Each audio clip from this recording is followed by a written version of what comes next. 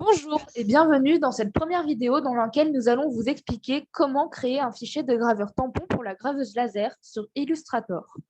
La prochaine vidéo sera dédiée à la manière dont vous pourrez créer un fichier de découpe grâce à cette même machine.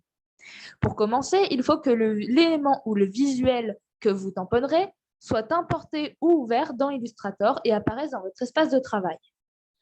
Essayez de construire votre image de sorte à ce que celle-ci puisse être facilement transposée en noir et blanc, ou mieux qu'elle le soit déjà. En effet, la graveuse laser détecte seulement ces deux teintes en aplat. Pas question donc de laisser votre visuel en couleur, ni que celui-ci présente des effets de dégradé. Pour basculer votre visuel en bichromie, sélectionnez les éléments et changez simplement leur couleur grâce à la fenêtre Couleurs présente sur votre espace de travail. Si vous ne voyez pas cette fenêtre, il se peut qu'elle soit cachée et dans ce cas, dirigez-vous dans la barre des tâches en haut de votre écran.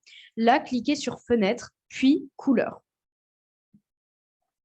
Si votre visuel est déjà en noir et blanc, il faut vous poser la question de ce qui va se trouver en relief ou en défonce, c'est-à-dire de ce qui va se retrouver imprimé sur la feuille, donc la surface à ancrer, et ce qui n'apparaîtra pas lors de l'impression.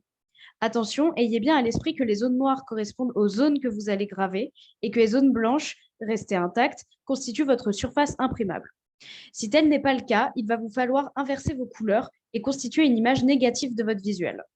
Là aussi, sélectionnez simplement vos éléments et substituez le noir au blanc et inversement.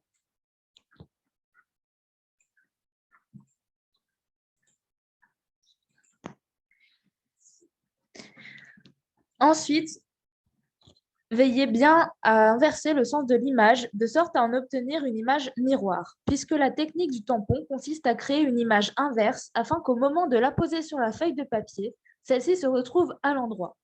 Cette opération consiste donc à transformer votre image selon un axe de symétrie verticale. Pour ce faire, sélectionnez tous vos éléments, cliquez droit sur la souris et allez dans Transformation pour sélectionner ensuite le mode miroir.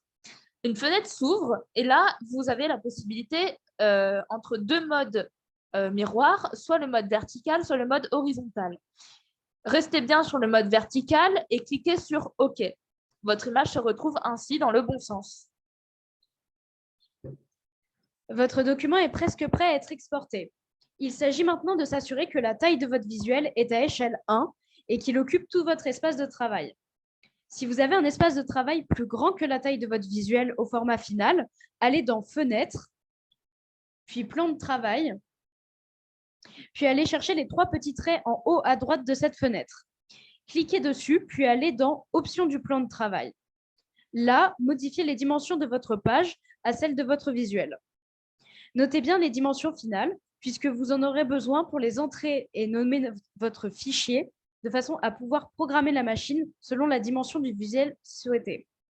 Enfin, vous pouvez aller dans Fichier et Enregistrer sous, et là, choisissez le format Adobe PDF.